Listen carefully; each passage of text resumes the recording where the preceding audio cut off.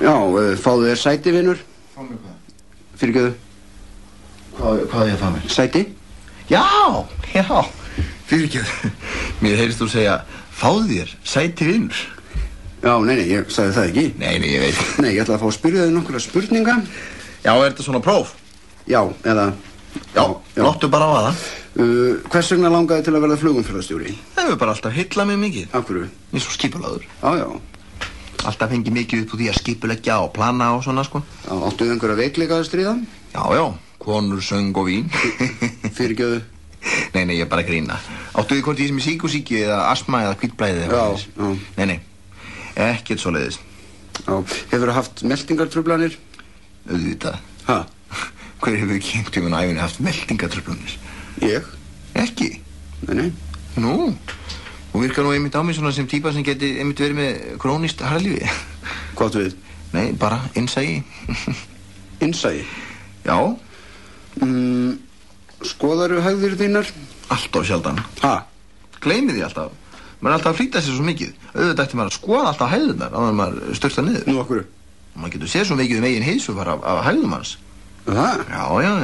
Býttu svarar þessari spurningu á játandi? Nei, ég nefnilega gleymi því alltaf. Nema daginn. Það var alveg agalegt. Hvað þá? Það var daginn ég var að þvælast upp í æfingahúsnæði. Æfingahúsnæði? Já, ég er í hljónsveit í frístundum mínum. Já, þetta húsnæði er upp í Vestmögukværi við lengst upp í Raskati, sko.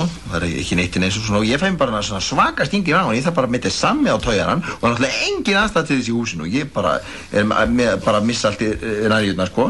Og á móti er þetta bara eitthvað völbýstjóra að kjaftaði eitthvað veistaði eitthvað, sko. Og ég sé fram og ég komist ekki tangað yfir. Munu bara lolla á mig á miðri leið. Þá voru bara góð ráð dýr og ég sé bara þarna pappakass út í horni. Og það verður úr ég bregð mér á hann.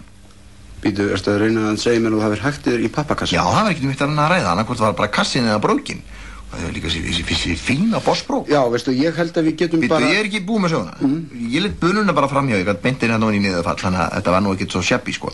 En ég kunni ekki skilja kassan eftir hérna, einhver geti komið að hann, þannig ég fór bara með kassan og ætlaði hann út í ruslagáum sem var hann rétt hjá.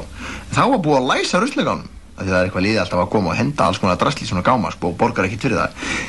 Og ég var bara ég var búin að skella í lás og búin að læsa mig úti, sko. Þannig ég fór bara með kassan aftur í bíl og ákvað að keyra með henni í sorpu. Fara með pappakassa sem þú varst búin að hægja þér í sorpu? Já, ég ætla bara að henda honum svona.